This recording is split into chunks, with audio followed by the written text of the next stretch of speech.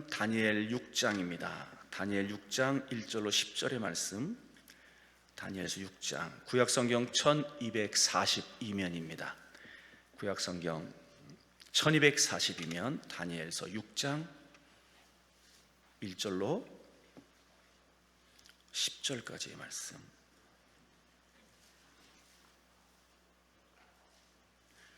다 찾으셨으면 아멘. 우리 함께 봉독합니다. 다리오가 자기의 뜻대로 고관 120명을 세워 전국을 통치하게 하고 또 그들 위에 총리 셋을 두었으니 다니엘이 그 중에 하나이라. 이는 고관들로 총리에게 자기의 직무를 보고하게 하여 왕에게 손해가 없게 하려 함이었더라. 다니엘은 마음이 민첩하여 총리들과 고관들 위에 뛰어남으로 왕이 그를 세워 전국을 다스리게 하고자 한지라. 이에 총리들과 고관들이 국사에 대하여 다니엘을 고발할 근거를 찾고자 하였으나 아무 근거 아무 허물도 찾지 못하였으니 이는 그가 충성되어 아무 그릇됨도 없고 아무 허물도 없음이었더라. 그들이 이르되 다니엘은 그 하나님의 율법에서 근거를 찾지 못하면 그를 고발할 수 없으리라 하고, 이에 총리들과 고관들이 모여 왕에게 나아가서 그에게 말하되 다리오 왕이여 만수무강하옵소서. 나라의 모든 총리와 지사와 총독과 법관과 관원이 의논하고 왕에게 한 법률을 세우며 한 금령을 정하실 것을 구하나이다. 왕이여 그것은 곧 이제부터 30일 동안에 누구든지 왕 외에 어떤 신에게나 사람에게 무엇을 구하면 사자굴에 던져놓기로 한 것이니이다. 그런즉 왕이여 원하건대 금령을 세우시고 그 조서에 왕의 도장을 찍어 메대와 바사에 고치지 아니하는 규례를 따라 그것을 다시 고치지 못하게 하옵소서 하며, 이에 다리오 왕이 조서에 왕의 도장을 찍어 금령을 내리나 다니엘이 이 조서에 왕의 도장이 찍힌 것을 알고도 자기 집에 돌아가서는 윗방에 올라가 예루살렘으로 향한 창문을 열고 전에 하던 대로 하루 3번씩 무릎을 꿇고 기도하며 그의 하나님께 감사하였더라. 아멘. 강사 목사님을 소개해 올립니다. 고양시 덕양구 화정동에 위치한 성광침례교회 우리 유관재 목사님이십니다. 오늘 본문을 중심으로 승리한 다니엘이라고 하는 제목으로 말씀을 선포하실 때 큰 은혜 받으시기 바랍니다. 이 시간 목사님 나오실 때 할렐루야로 하나님 앞에 영광의 박수 올려드립시다. 할렐루야, 할렐루야.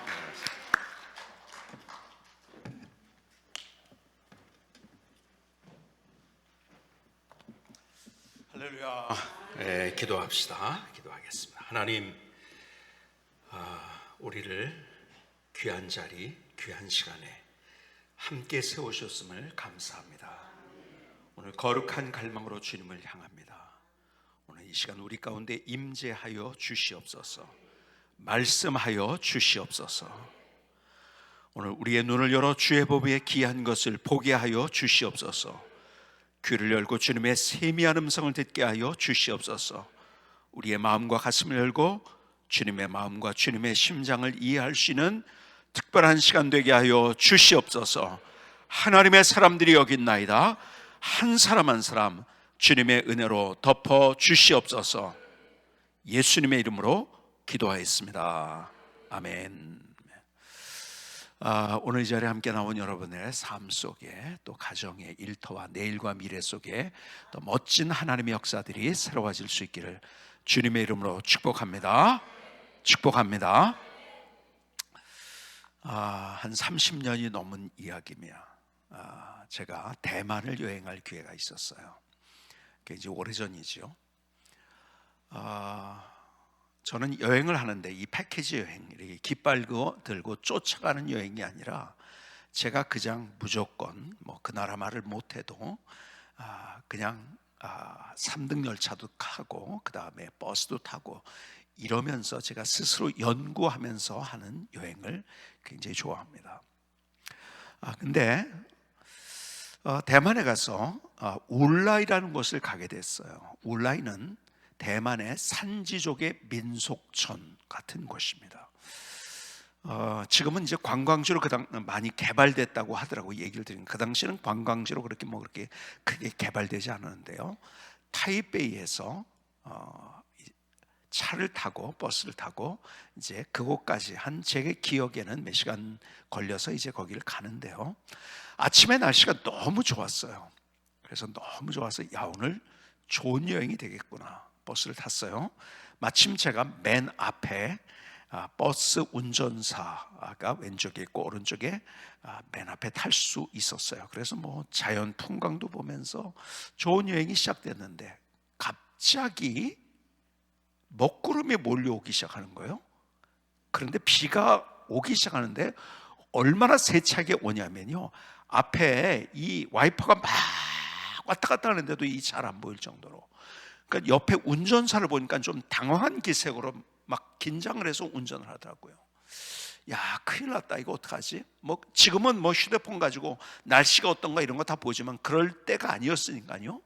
그래서 제가 준비한 것이 아무것도 없었던 거예요. 비는 오는데 우산도 준비 안 됐고, 야, 이거 큰일 났다. 비는 계속 옵니다. 결국 그 정류장에 도착을 했어요. 도착을 했는데 반가운 사람을 거기서 만나게 된 거예요. 누굴 만났을까요? 제가 질문하는 거는 그렇게 어렵지 않은 질문을 여러분께 드립니다. 긴장하지 마시고.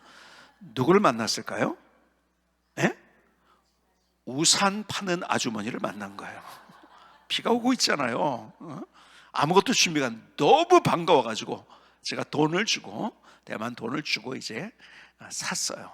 그리고 이제 여행하는 중에 제가요, 대만 여행 중에서 제일 기억에 남고 많은 인사이트를 준 데가 바로 거기입니다. 거기에서 있었던 일들도 할 얘기 많지만 어쨌든 뭐 그런 거 다 얘기를 못 하고요.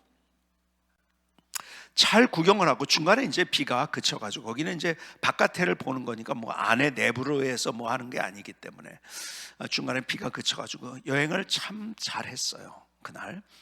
그리고 이제 다시 이제 타이베이로 돌아가기 위해서 정류장을 갔죠. 그런데 아까는 그 제가 우산 파는 아주머니를 보면서 너무 반가웠는데 반대로 이제는 우산 파는 아주머니가 너무 제가 오는 걸 반겨하면서 반가운 얼굴로 막 달려오더라고요. 그래서 왜 그런가 그랬더니요, 이 아주머니가 우산을 달래요. 저 우산 샀잖아요, 그렇죠? 안 된다. 달래요. 안 된다. 계속 달래는 거예요. 제가 대만 말을 모르니까 내가 이만큼 돈 주지 않아 막 이러면서 손짓 발짓도 막 이러는 사이에 이 아주머니가 얼마나 날쌘지 우산을 탁 낚아채가지고 도망가 버리는 거예요. 야, 기분이 너무 나쁘더라고요. 너무 좋았는데 갑자기 기분이 나빠지고 화가 나기 시작하는 거예요. 뭐 어떡합니까? 그래서 쫓아가서 어떡할 수도 없고. 그래서 이제 버스를 타고 이제 타이베이로 다시 돌아왔어요. 그날 한 선교사님과 함께 제가 식사할 기회가 있어가지고 그날 이제 저녁에 식사를 하면서 선교사님과 낮에 있었던 자초지정의 얘기를 하기 시작했어요. 그랬더니 선교사님이 껄껄 웃더라고요. 그러면서 하시는 한마디, 목사님, 그 우산은 파는 우산이 아니고 빌려주는 우산이었어요. 그러는 거예요. 아니, 빌려주는 우산 경험해 보신 적 있습니까? 가만히 있어보세요. 빌려주는 우산이었다고? 제가 화낼 일이었나요? 아니죠. 기분 나빠할 일이었나요? 아니죠. 야, 그 아주머니 있어가지고 오늘 여행 잘했다 해야 되는데 저는 그걸 몰랐던 거예요. 다시 말해서 대만 사람들이 살아가는 삶의 모습, 그들이 살아가는 문화, 이런 것들을 제가 몰랐던 거예요. 세상에 빌려주는 우산이 있다니. 나중에 제가 그러고 나서 한 십몇 년 후에 터키에 가가지고 빌려주신 우산이 있다는 거 거기서도 한번 경험을 했어요. 우리나라에 빌려주는 우산이 있나요? 돈 받고? 그런 거 없잖아요, 그렇죠? 여러분, 저는 화낼 일이 아니에요. 근데 저는 화가 났어요. 왜 그럴까요? 대만 사람의 살아가는 라이프 스타일, 그들의 문화, 그들의 삶을 제가 제대로 몰랐기 때문에 그래요. 여러분, 우리의 신앙이 똑같아요. 여러분, 우리가 예수 그리스도를 믿음으로 말미암아 우린 누가 됐는지 아세요? 하나님의 자녀가 되고 하나님의 백성이 됐어요. 그러니까 우리는 어디에 사는 사람이냐면 하나님의 나라에 사는 사람들이에요. 그런데 세상의 원리를 가지고서 살려니까 어떻게 되죠? 자꾸 화날 일이 생기는 거 아십니까? 여러분, 세상의 원리와 하나님의 원리는 완전히 다릅니다. 주님께서 우리에게 이렇게 말씀하셨어요. 받는 것이 주는 것보다 복되도다. 아멘을 함부로 하시면 안 돼요. 제가 뭐라고 했는데요? 받는 것이 주는 것보다 복되도다. 주님이 그렇게 말씀하셨어요. 에? 반대로 얘기했잖아요, 제가. 그렇죠? 주님께서도 우리에게 뭐라고 말씀하셨어요? 주는 것이 받는 것이 복되도다가 말씀하셨어요. 여러분, 세상의 원리는 받는 게 복이라고 해요. 소유하는 게 복이라고 해요. 내가 많이 더 얻어야지 복이라고 해요. 그런데 성경은 주는 것이 복이라는 거. 여러분, 이 얘기도요, 오늘 이 얘기 하려는 건 아니니까 여러분, 이게 너무너무 기가 막힌 하나님의 원리예요. 저는요, 주는 것들을 통해서 하나님께서 내게 주신 은혜가 얼마나 놀라운지요. 여러분, 세상의 원리와 하나님의 원리는 반대예요. 여러분, 세상은 높이를 얘기합니다. 그리고 바벨탑을 쌓은 거잖아요. 그러나 하나님은 우리에게 깊이를 이야기합니다. 다 반대예요. 하나님의 원리와 세상의 원리는 완벽하게 반대예요. 근데 우리는 자꾸 세상의 원리를 가져와 가지고서 열심히 하는 거야. 그러니까 이거 왜 이러지? 화가 나는 거예요. 아니에요. 여러분, 그 중에 오늘 본문에서 세상의 원리와 완전히 반대야, 이거는. 그런데 하나님이 우리에게 주시는 원리, 여러분, 다니엘이 승리로운 그의 인생을 살 수 있었던 중요한 원리, 저는 이것 때문에 너무 수지 맞았어요. 저는 제 인생에 부요가 뭐고 풍성이 뭐고 하나님의 은혜가 뭐고 내가 생각했던 것보다 더 놀랍게 역사하시는 하나님의 일들이 뭔지를 경험했어요. 다니엘이 경험했던 거예요, 그것이.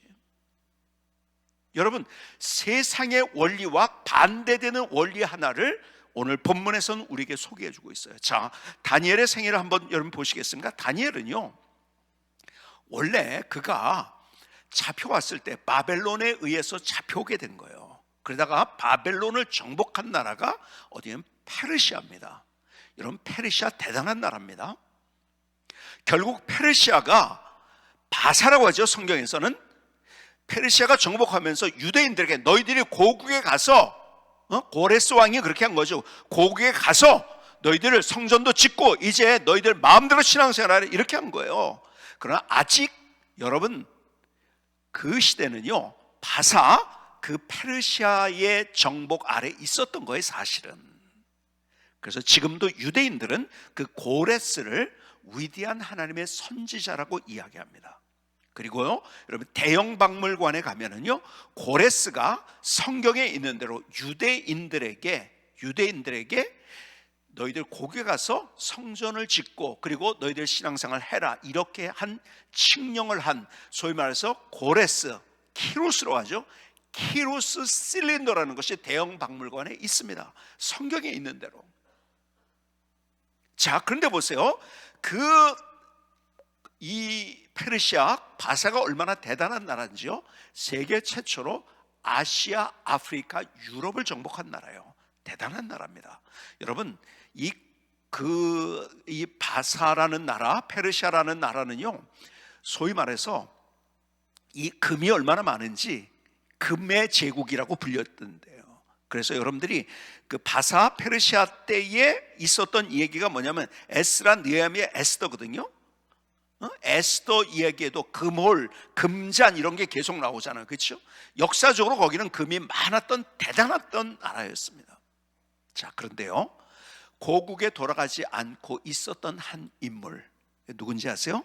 오늘 본문의 다니엘이에요. 근데 그 바사에서, 페르시아에서 그는 승승장구를 합니다. 어느 정도냐? 총리가 여럿이 있었어요. 왕 밑에서 바로 다스리는. 근데 총리 중에서도 대표 총리가 되는 거예요. 여러분 보세요. 이 바사 사람들 입장에서 볼 때는 이 다니엘이 어떤 존재죠? 이방인이에요. 그렇죠? 아니 포로로 끌려온 애였었어요. 처음에 소년이었었어요. 그런데 여기에 우리나라에 와가지고 아니 세상에 왕 바로 2인자가 된단 말이야. 왕 바로 다음에 여러분 견딜 수가 없는 거예요. 사람들은요 누구나 자기보다 잘나면은요 사람들이 시기하고 질투합니다. 그래서요 사촌이 땅을 사면 뭐라고요? 배가 아프다 그래요. 그렇죠? 저는 어렸을 때 이런 노래를 부르고 자랐던 기억이 있어요. 앞에 가는 사람은 도둑놈, 뒤에 가는 사람은 순경. 그러고서 우린 자랐어요. 하여간 잘 되면은요 다 끌어내리려고 해요. 이게 인간의 본성입니다. 그런데요 끌어내리는 거예요. 어떻게 이 사람을 끌어내릴까 하다가요 이 사람들이 좋은 꾀를 했어요. 왕 앞에 가가지고 이렇게 얘기합니다. 오늘 본문에 있는 얘기거든요. 왕이요 당신 대단한 사람, 당신 신이십니다 이거예요. 당신 신. 그래서요 황제 숭배 사상이 여기에서 아주 아시아, 아프리카, 유럽에 펼쳐졌고 이것이 어디까지 왔냐면 여러분이 아시는 로마에까지도 와가지고서 황제 숭배 사상이 만들어진 거예요. 자, 당신이 최고가 아닙니까? 그런데 다른 신에게, 어떤 다른 사람에게 구하거나 기도하거나 하는 사람 다 사자굴에 집어넣읍시다. 자기가 최고라고 하니까요 기분이 좋았죠. 그래서 그러한 법 금령에 어인 왕의 도장을 꽝 찍습니다. 그렇죠? 자, 이제 다니엘의 입장으로 돌아가 볼까요? 다니엘 어떻게 됐을까요? 여러분 그렇게 하는 사람은 다 사자굴에 들어가기도 했잖아요. 그렇죠? 지금까지 승승장구하면 뭐합니까? 왕 다음에 2인자로 서면 뭐합니까? 이제는요 죽는데 그냥 죽는 게 아니에요. 사자의 밥이 돼서 죽습니다. 사람들의 조롱과 손가락질 속에서 죽습니다. 죽는 거예요 이제는.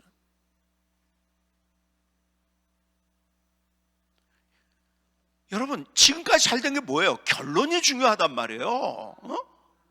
여러분 세상에서 아무리 잘 되면 뭐합니까? 지옥 가면 끝인데 뭐 그게 무슨 뭐가 잘 된 거야? 아무것도 잘 된 게 없는 거예요. 지옥 가면은 마지막에 잘 돼야죠. 이게 웬일입니까?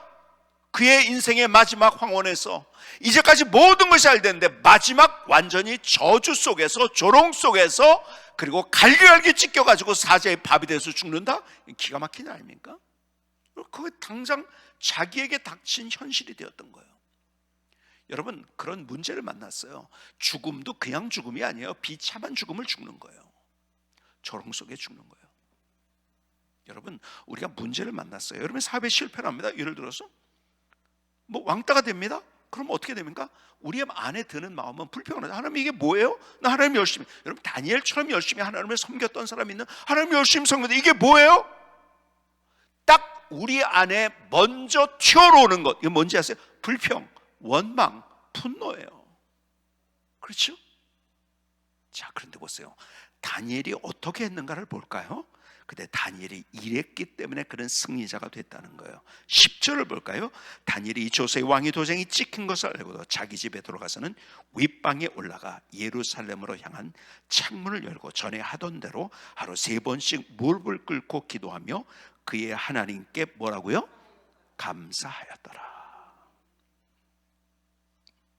여러분 세상에 올리는 불평이에요. 원망이에요.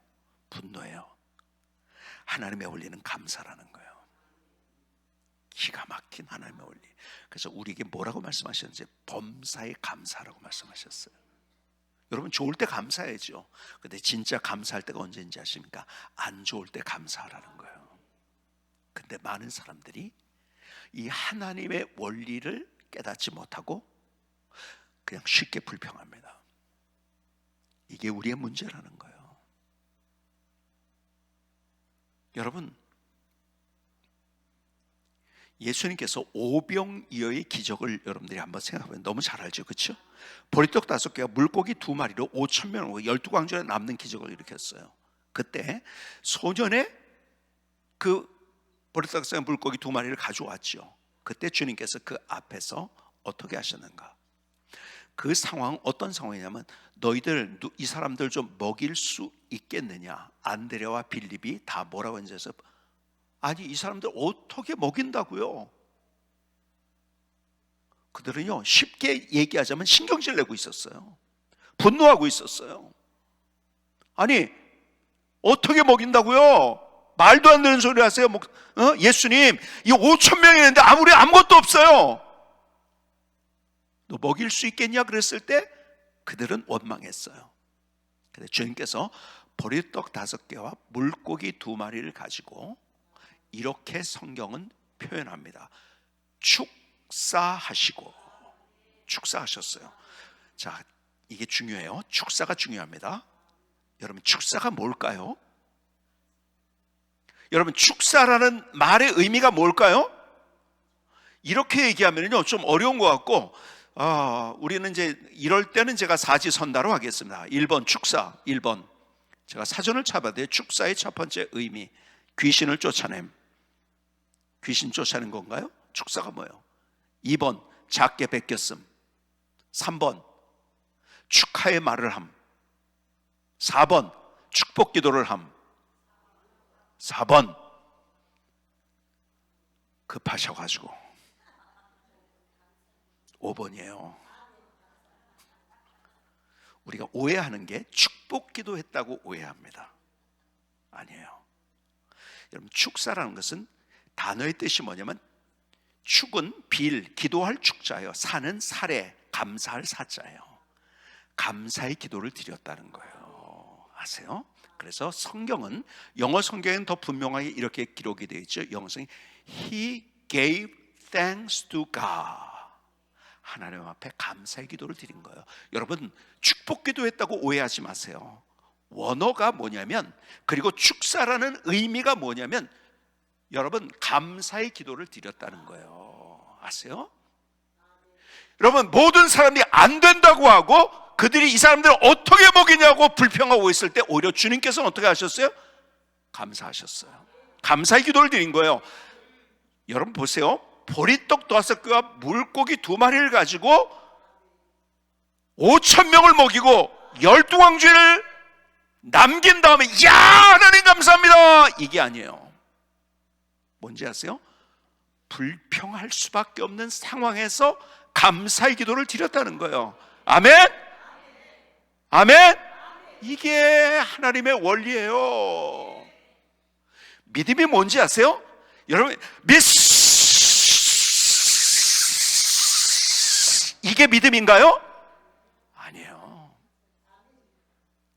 여러분, 문제를 만났어요. 근데 내가 문제가 끝이 아니고 그 담 너머에 하나님께서 준비하신 것이 있다는 것을, 그것을 믿는 게 진짜 믿음이잖아요.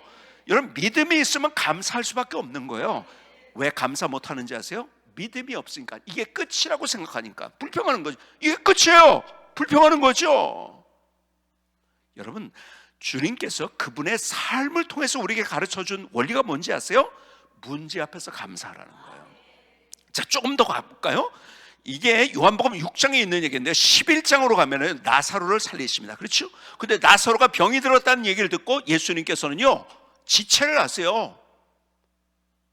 빨리 가서 좀 고쳐주면 날 텐데 지체를 하셔. 그래서 집에 가봤더니 이미 죽은 거야. 끝. 상황 끝. The end. 모든 것이 다 끝나버렸어요. 그러니까 모든 사람이 불평합니다. 왜 이제 오셨냐고 불평합니다. 죽었습니다. 끝났습니다. 그때 주님께서는 나사로의 무덤에 가서 손을 들어 기도하십니다. 하나님, 내 말을 들으신 것을 감사하나이다. 자, 시점을 잘 봐야 돼요. 나사로가 살아난 다음에 감사의 기도를 드리지 않으셨어요. 나사로가 죽어 있을 때, 모든 사람이 불평할 때, 그때 감사의 기도를 드리셨어요. 여러분, 성경에서 우리에게 말씀하는 감사가 뭔지 아세요? 여러분, 다 된 다음에 감사합니다. 그게 감사가, 진짜 믿음은 문제 앞에서 감사할 줄 아는 것, 이게 진짜 믿음이라는 거예요. 여러분, 진짜 감사는 문제 앞에 하는 거예요. 자, 한번 따라 봅시다. 저를 따라줍니다. 문제 앞에서 감사하자. 두 주먹을 한번 줘봅시다. 저를 따라서. 자, 크게 한번. 문제 앞에서 감사하자. 여러분, 이게 진짜 감사고 이게 진짜 믿음인 거예요. 성경이 우리, 여러분, 제가 다 지금 얘기할 수 없으면 여러분, 다윗의 생애도 마찬가지예요. 그는 가장 어려웠을 때, 힘들었을 때, 절망적이었을 때 오히려 하나님 앞에 감사의 기도를 드렸어요. 여러분,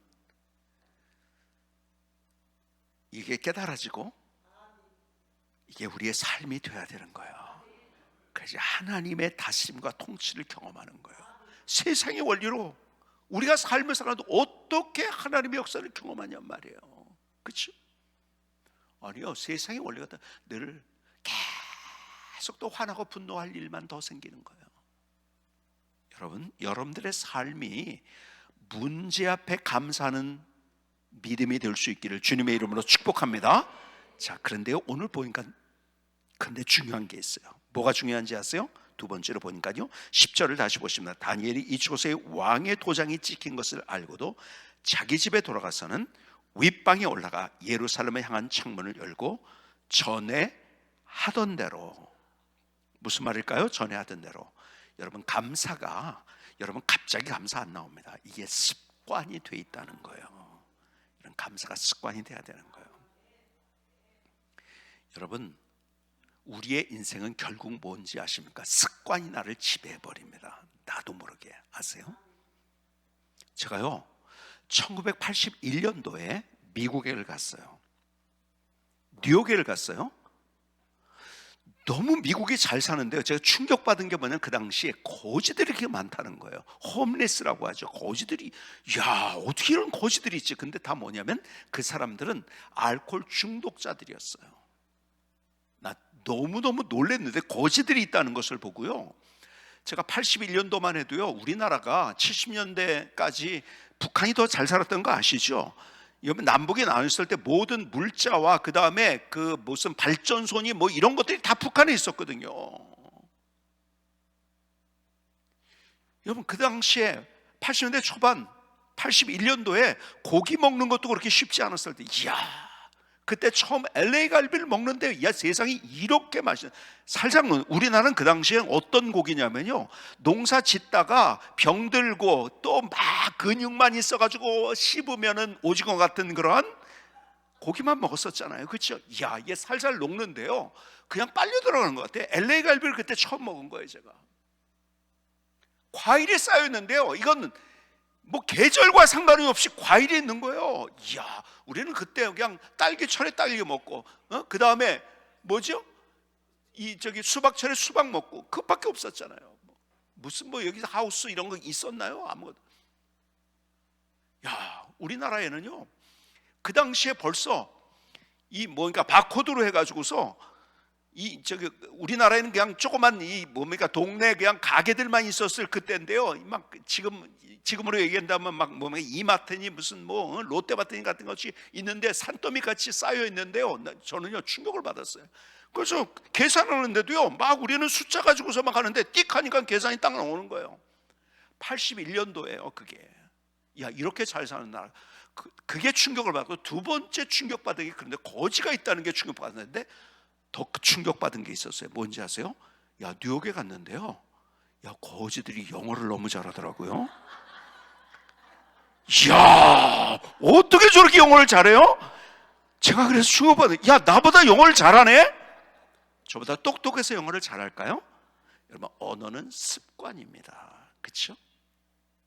언어는 습관이에요. 그래서 잘 보세요. 야, 경상도 사람은 경상도, 전라도 사람은 전라도, 충청도 사람은 충청도 사투리를 써요. 그렇죠? 여러분, 영어 잘하는 거, 나도 거기서 태어나가지고 그게 습관이 되면 영어 잘합니다. 한국말 못해요. 무슨 말하는지 아세요? 습관이 그만큼 중요하다는 거예요. 여러분 보세요. 여러분 특별히 충청도 사람에게 속으면 안 됩니다. 왜 속으면 안 되는지 아세요? 충청도 사람이 느리다고 생각해요. 진짜 느릴까요? 에? 아세요? 얼마나 빠른지 아세요? 사람들이요, 충청도 사람 느리다고 생각하는데요, 속지 마세요. 절대로. 왜 그러면 제가 충청도기 때문에 압니다.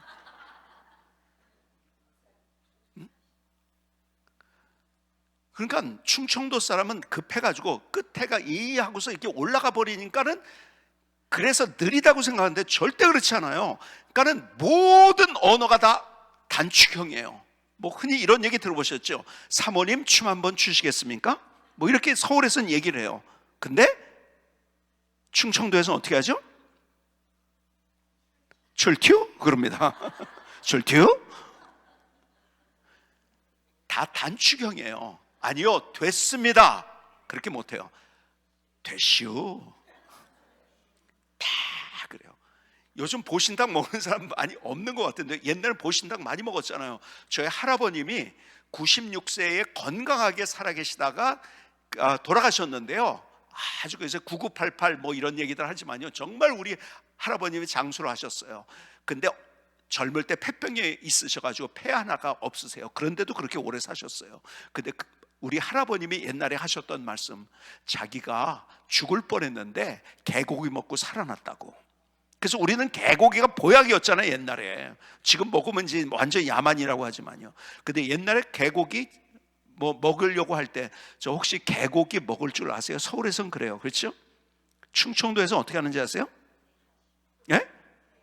개혀 그럽니다. 개혀? 어? 개가 뭐예요? 개고기예요. 개고기도 얘기 안 해요. 개라고 그냥 그래요. 개혀 그러니까 혀는 할 줄 아느냐는 거예요. 뭐죠? 먹느냐는 거예요. 굉장히 모든 것이 다 단축형입니다. 그냥 무지하게 빨라요, 속이요. 충청도 사람처럼 속이 빠른 사람이 없어요. 오늘 제 딸이 와가지고 오래전에 그러더라고요. 아빠, 충청도 사투리 하나 알았대, 자기가. 응? 보통 이제 무슨 말을 했는데 못 알아듣잖아요, 그렇죠? 그러면 어떻게? 잘 못 알았는데 뭐라고 했어? 뭐 이렇게 한다면 뭐 I beg your pardon 뭐 이러고서 뭐 영어로도 그렇게 이제 뭐 길게 얘기하잖아. 뭐라고? 제일 이 저기가 뭐 쉽게 얘기하는 뭐라고? 뭐 이렇게 한다든지 한단 말이에요. 근데 아빠 충청도로 못 알아듣는데 다시 한번 말씀해 주시겠어요? 이걸 뭐라고 하는지 아세요? 그러는 거예요. 가만히 생각해도 뭔지 잘 모르겠어. 그래서 뭔데 그랬더니 우리 딸애가 그러더라고요. 잘 못 알아들었는데 다시 한번 말씀해 주십니까? 충청도로는 이렇게 표현하는데 이? 이? 충청도 사람들이 제일 많이 하는 말이더라고요. 가만히 보니까. 여러분 충청도요 굉장히 빠릅니다. 여러분이 속고 있어요. 말이 좀 느린 것 같이 보이는데요, 다 단축형이에요. 제가 무슨 말씀 드린지 이게 다 뭡니까? 우리의 언어는 다 이게 뭐예요? 습관이에요, 사실은. 그렇죠? 다 습관. 자, 다 한번 이렇게 이 8장을 한번 껴보시기 바랍니다. 8장을 다 껴보세요. 8장을 끼시고서 자기 오른쪽 팔이 올라갔는지 왼쪽 팔이 올라갔는지를 잘 보세요. 자, 내리시고, 자 이제 뒤에서 보면 다 이제 똑같아요. 자, 오른쪽 팔이 올라가신 분 손 들어보세요. 딱 반이에요. 뒤에서 보세요. 자, 왼쪽 팔이 올라가신 분 손 들어보세요. 딱 반이에요. 여러분 오른손잡이 왼손잡이의 문제가 아니더라고요. 나도 모르게 내가 가진 습관이에요. 응? 자, 그런데요 왼쪽이 올라간 사람들은요 대단한 사람입니다. IQ는 150이 아마 넘을 거예요. 인간성은 더하려고 해서 쉽고요. 기가 막히게 멋진 사람입니다. 왜 그런지 아세요? 저는 근거를 가지고 얘기합니다. 제가 왼팔이 올라가니까. 인생은 자기 해석으로 사는 거예요, 그냥. 농담이고요. 근데 보세요, 여러분이 했던 습관의 반대로 한번 해보세요. 왼팔이 올라가시면 오른팔, 오른팔이 올라가서 왼팔 한번 반대로 해보세요. 뭐 계속 돌리고만 계실 거예요, 그냥? 너무 쉽다는 분 있나요? 어렵죠. 쉽지 않아요. 의도를 가지고 해도 쉽지 않은 게 습관의 반대예요. 아세요? 근데 우리 습관이 뭔지 아세요? 우리 습관은 불평이에요. 원망이에요. 여러분 지난 일주일 동안의 삶 속에서 여러분 불평은 많이 했어요. 화도 많이 났고, 그리고 분노도 많이 했고, 원망도 많이 했을 거예요. 감사 몇 번 했나요? 기억나시나요? 여러분 내가 아니라고 우겨도 우리의 습관은 뭔지 아세요? 세상에서 얻은 습관이에요. 그것이 뭔지 아세요? 불평, 원망, 짜증, 분노. 여러분, 감사에 대한 설교 오늘 처음 듣는 사람 손 들어보세요. 나는 오늘 감사 그거 처음 들어봤어. 그런 분 있나요? 여러분, 수도 없이 들었을 거예요. 그렇죠? 근데 왜 감사가 안 될까요? 아는데 안 돼요. 아는데 안 돼요. 반대로 하려면은 왜요? 습관이 불평이기 때문에, 원망이기 때문에. 여러분, 그래서 감사를 습관을 만들어야 된다는 거예요. 여러분, 그냥 갑자기 감사가 나오는 게 아니에요. 감사로 습관이 되었을 때, 그러니까 말부터 시작해서 우리의 삶과 모든 것들이 계속해서 그 습관이 되는 거예요. 감사합니다. 그냥 누가 뭐 하면은요, 짜증부터 하지 말고 감사해. 그냥 뭐 저거 통해서. 이런, 가만히 보니까요, 저 인생을 힘들게 했던 사람들 많이 있어요. 근데요, 가만히 보니까요, 제가 그 사람들 때문에 성장했더라고요.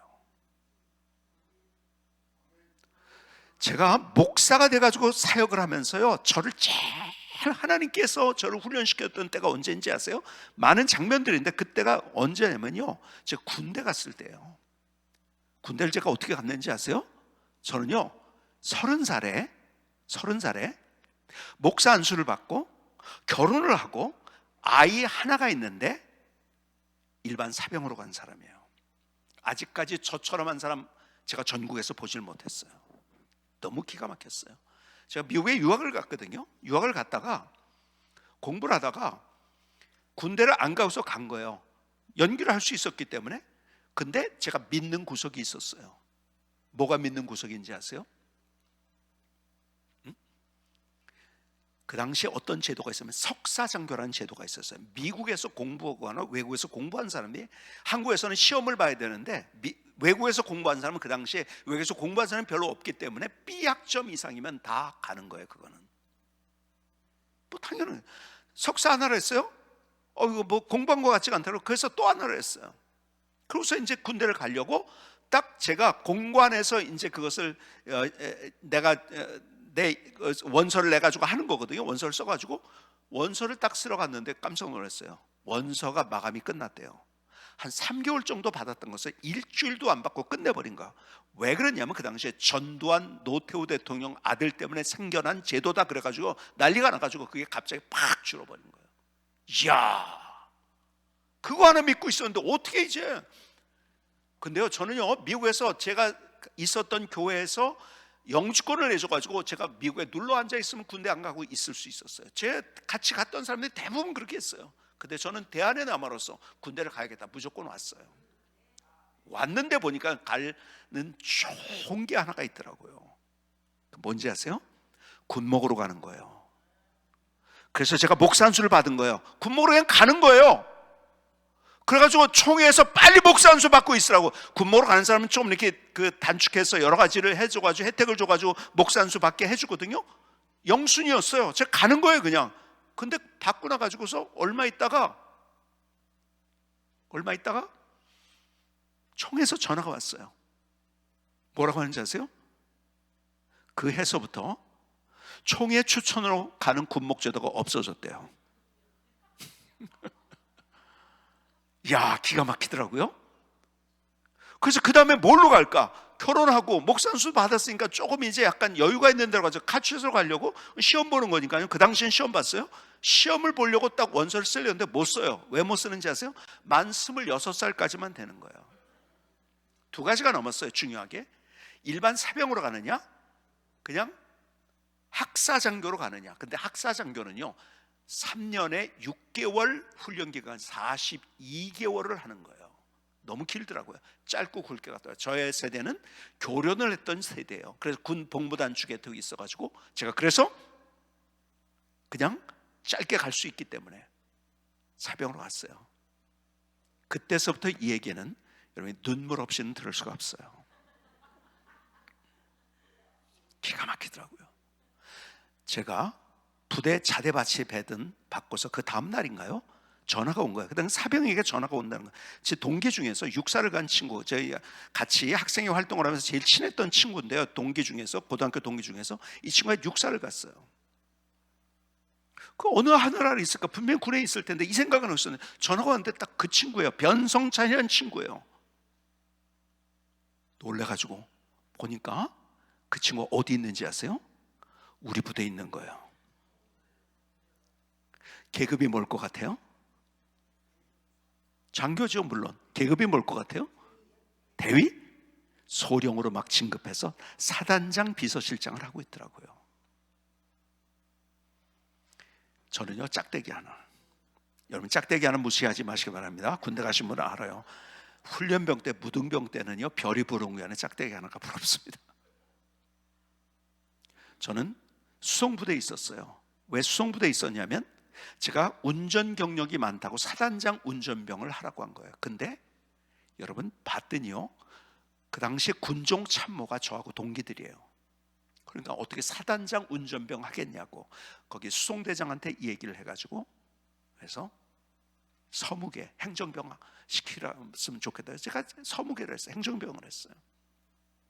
근데요, 이 부대 중에 제일 군기가 센 데가 바로 수송부예요. 왜 그러냐면 사고 나지 않게 하려고 무지하게 군기가 셉니다. 그런데다가 우리는 내무반에 60명 내무반이에요. 60명 내무반.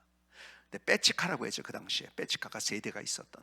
여러분 인원이 많은, 옆에는요 10몇 명 있는 부대가 있는데요, 거기는요 가족 같은 분위기예요. 근데 우리는요 들어가면 숨을 못 쉽니다. 제가 뺨을 맞고 2단 옆차기로 맞고, 왜 10차례를 받는지 모른 채 인격적인 모독을 당하면서 그러면서, 야, 저는요 살 수 없는 곳에 갔어요. 근데 결론을 얘기할까요? 결론을, 그 60명 내반에 한 명도 교회 가는 사람이 없었어요. 어느 정도냐면 저보다 3개월 고참이 있었는데 그 고참이 못 가게 하니까 교회를 못 가고, 그 고참이 뭐냐면 장로교 신학교를 다니다가 온 분이에요. 교회를 못 가고 있었어요. 그런 부대예요. 그냥 결론만 얘기할게요. 그 눈물의 스토리는 다 얘기할 수 없고, 결론이 뭔지 아세요? 60명 내반 전체가 다, 전체가 다 예수 믿었어요. 불교 학생회 회장했던 사람까지. 지금도 그때 사람들을 만나면 그 사람들을 또 사회 나와서 만난 얘기들은 너무도 기가 막힌 감동적인 얘기들이 많아요. 근데요, 제가 그때 하나님 앞에 이런 기도를 했어요. 하나님, 힘들죠. 여러분 진짜 기도는 뭔지 아세요? 힘들면 힘들다고 하는 거예요. 아프면 아프다고 하는 거예요. 정직한 기도. 누가 그런 기도했는지? 다윗이 그런 기도예요. 하나님, 너무 힘들어요. 야, 저보다 그 당시 병장이 몇 살인지 아세요? 20살이에요. 제가 30살인데 왜 20살인지 아세요? 그 당시엔 지원군번이라는 게 있었어요. 운전면허 이런 거 많이 못 딸 때, 그때 운전면허 딴 사람들이 일찍 와가지고 지원해서 온 군번들. 그래서 20살이 병장이에요. 그때 하나님 앞에 이런 기도를 드렸어요. 하나님, 너무 힘들어요. 눈물 나죠. 이건 인간적으로 생각하면요 원통하고 분해서 살 수가 없어요. 근데요, 하나님께서 바로 그 직전에, 제가 미국에 유학 가기 전에 하나님께서 제게 가르쳤던 하나의 사건이 있어요. 감사하도록 저를 훈련시킨 그런 사건 하나가 있었어요. 그래서 그때 제가 이런 기도, 하나님, 근데 무조건 내가 숨 속에서, 호흡 속에서도 하나님 감사드리겠습니다. 정말 눈물의 기도를 드렸어요. 자, 그들이 예수 믿은 게 그냥 단숨에 그렇게 다 믿은 건 아니에요.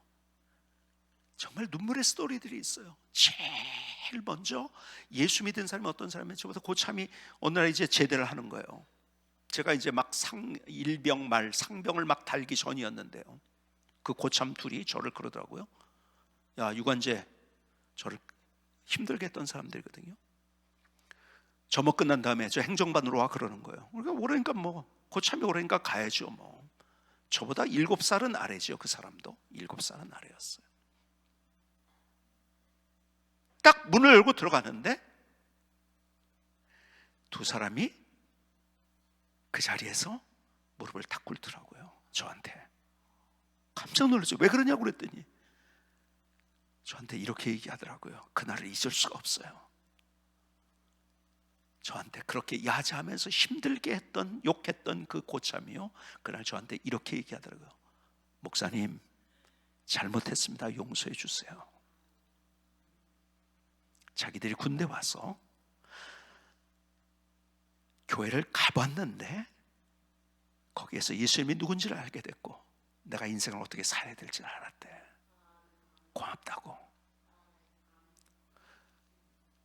그리고 밖에 사회 나가서 이제 열심히 신앙생활 하겠다고 둘이서 울면서 고백을 하는 거야. 셋이서 끌어온 그날 굉장히 울면서 같이 기도했어요. 그 다음날 고참 둘이 마지막 제대하기 전에 거기에 이제 남아 있는 사람들에게 이제 한마디라고 이제 가는 거죠. 그때 이런 얘기를 하더라고요. 나는 군대 오는 것 썩는 기간이라고 생각했는데 내가 여기서 가장 소중한 것을 경험했다. 그러면서 예수님을 알게 됐고 내 인생이 달라지게 됐다 이제. 그래서 너희들도 예수 믿고 신앙생활 잘했으면 좋겠다.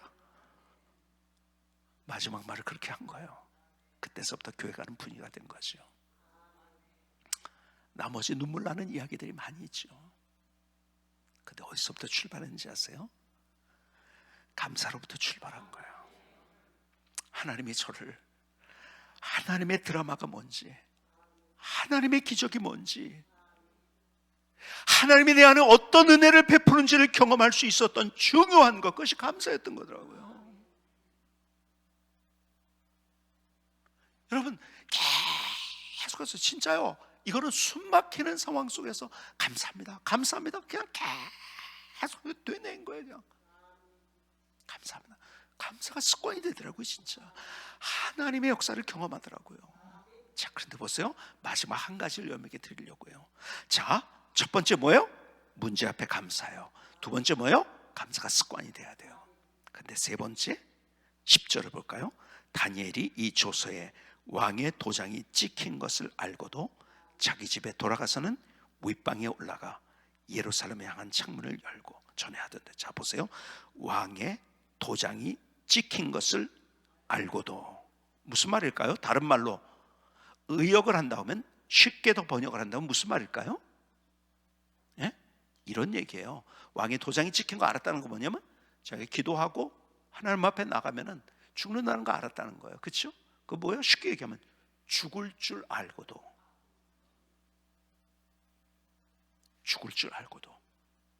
감사했다는 거예요. 여러분, 다니엘의 감사가 여기서 그냥 지나가는 감사가 아니에요. 그의 감사는 목숨 건 감사였어요. 목숨 건 감사. 이런 감사 드려보셨나요? 목숨 건 감사. 여러분, 감사의 습관이 되고 감사로 뭐 하려고 한다면 정말 우리의 삶 속에 목숨 건 감사가 내가 있었는가? 그냥 말로 한마디 감사가 아니라 정말 목숨 건 감사. 저는요, 제가 목회를 시작하는데요, 제가 있었던 교회는요, 제가 처음 시작했던 교회는요, 저한테 사례금을 제대로 줄 수가 없었어요. 지금 20몇 번 인사를, 제가 주민등록 이전한 걸 봤더니 한 20번 정도 이전을 했는데요, 그 사이에 이전 못하고서 한 것까지 하면 한 25번 이상 제가 했을 거예요. 그 살았던 데들을 흔적을 뒤돌아보면 기가 막힌, 힘들었죠. 아이들이 학교를 다니기 시작하는데요, 학원 보낼 돈이 없잖아요. 그렇죠? 학원 돈, 뭐 사례금을 제대로 못 받는데요. 지금 먹을 수 있느냐 못 먹느냐 그게 문제인데요. 그 학원을 못 보냈죠. 그랬더니 학원 안 다니는 친구들하고 사귀기 시작하는 거예요. 보니까요, 너무너무 아이들을 보면서 제가 갑자기 두려운 마음이 드는 거예요. 이상한 애들을 만나니까요. 야, 큰일 났다, 이거 어떡하지? 그때 우리 집사람하고 같이 무슨 얘기를 했냐면, 무조건 이 아이들을 위해서 먼저 감사하자. 그 당시에 오래전 얘기죠. 제가 은행회를 찾아갔어요. 돈이 아무것도 없어가지고 은행회를 찾아갔는데, 제가 얼마를 빌릴 수 있는가를 물어봤더니요, 누군가가 사인을 해주면은 최고 600만 원까지 저를 대출을 받을 수 있더라고요. 저 그래서 600만 원 대출을 받았어요. 그 당시 600만 원은 제가 갚을 수 없는 돈이었습니다. 지금의 몇 억이 되는 거라고 저는 생각해요. 아무것도 없을 때니까. 어디서 돈 나올 때도 없고요. 그리고 그 돈 전체를 하나님 앞에 제가 그날 그 주일에 같이 우리 집사람하고 눈물 흘리면서 같이 그 돈을 하나님 앞에 드리면서 감사함을 드렸어요. 하나님, 이 아이들 때문에 사실은 불안합니다. 두렵습니다. 어떻게 할 수가 없어요. 이 아이들의 미래를 지켜주신 하나님 감사합니다. 그래서 그냥 드렸어요. 그리고 학원은 못 보내도 우리 학원 보낼 돈을 가지고 아이들에게 매일 아이들을 위해서 감사하고,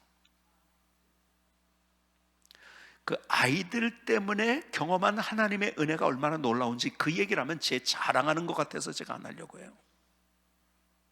미국에서 공부하는데요, 돈이 하나도 안 들어요. 장을 받고 알지도 못하는 사람이 우리 집에 살아라 이래가지고서 뭐 한국에 있으면 돈 많이 들 텐데요, 하나도 돈이 안 들면서 공부도 할 뿐만 아니라 하나님께서 그 앞길을 열어주시는 여러분,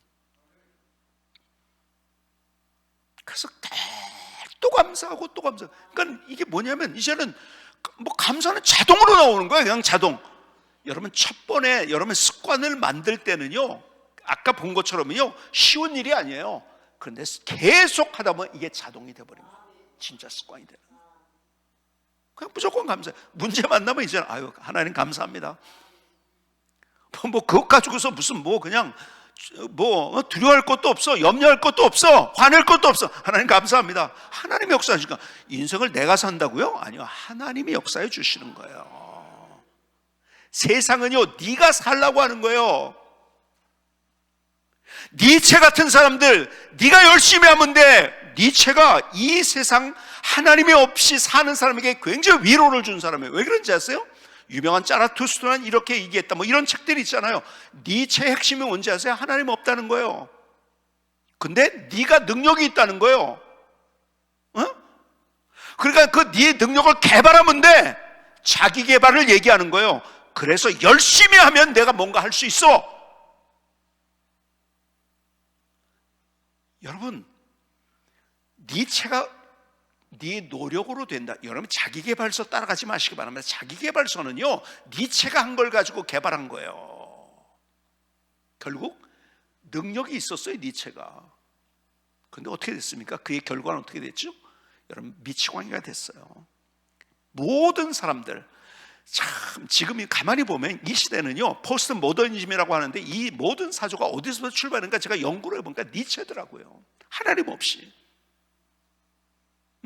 네가 하면 돼. 자꾸 위로를 주고, 야 네가 할 수 있어, 네가 할 수 있어. 뭘 합니까? 우리가 뭘 해요?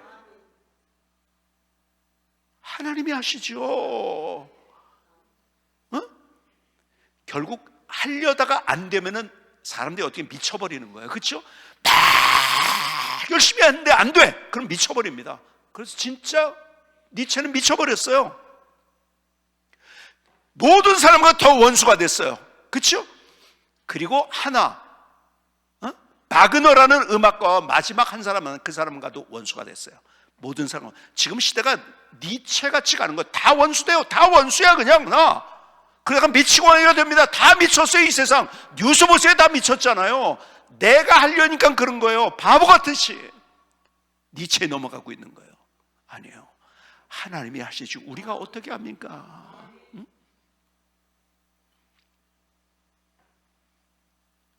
여러분, 우리가 하나님 앞에 그런 감사.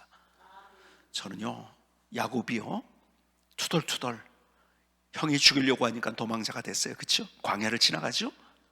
그리고요 돌 가지고 베개를 했어요. 그때 하나님을 만난 거예요. 야, 하나님이 여기 계시건을 과연 내가 알지 못해. 거기서부터 그 인생이 달라집니다. 그렇죠? 그때 누워졌던 돌을 세워가지고 거기에 기념비를 세웁니다. 여러분 인생이 그렇게 돼야 돼요. 누워졌던 돌을, 그냥 베고 있었던 돌을 내가 세워가지고 기념비를 세우는 거예요. 저는요, 오늘 이 자리가 감사의 기념비를 세우는 자리가 됐으면 좋겠어요. 감사의 기념비. 아하, 이거구나. 누가 그렇게 깨달은지 아세요? 야곱이 깨달은 거예요. 그의 인생이 달라진 거예요. 거짓말장이었던 그의 인생이 완전히 하나님이 어떻게 역사한지를 경험한 거예요. 거기서부터 기념비를 세우면서부터 그것을 베델이라고 불렀습니다. 그래서 베델로 올라가자는 이야기를 하잖아요. 그렇죠? 기념비를 세우는 거예요. 목숨과 감사. 내가 이렇게 하나님 앞에 드리겠습니다. 하나님께서 제 인생에 부으셨던 은혜가 얼마나 놀라운지요. 저는요, 이게 다 제가 경험할 뿐만 아니라 이게 다니엘이 경험했던 거예요. 그것이 여러분들이 경험되었으면 좋겠어요. 아멘? 아멘? 자, 한번 두 주먹을 줘봅시다. 저를 따라서 크게 한번 하자. 문제 앞에서 더 크게. 자, 문제 앞에서 이러지 말고 톤을 더 높여서 문제 앞에서. 아시겠죠? 다시 한번 문제 앞에서 감사하자. 문제 앞에 감사하는 거예요. 자, 다시 저를 따라서 감사가 습관이 되자. 습관이 되자. 아멘. 자, 두 주먹을 주고 다시 저를 따라서 목숨 건 감사를 드리자. 여러분, 다니엘이 그렇게 했기 때문에 그의 인생, 그 다음이 어떤 얘기가 나옵니까? 더 드라마틱한 얘기가 나와요. 사자굴에 들어갔지만은 머리카락 하나 상하지 않았어요. 그리고요, 왕과 그 모든 사람들 앞에서 하나님이 누구신지를 보여주면서 가장 이전까지도 영광스러운 인생이었지만 더 멋진 인생을 살았던 거예요. 더 영광스러운 인생. 이것이 과거의 이야기가 아니라 여러분들의 이야기, 여러분들의 스토리, 여러분들의 드라마가 될 수 있기를 주님의 이름으로 축복합니다. 축복합니다.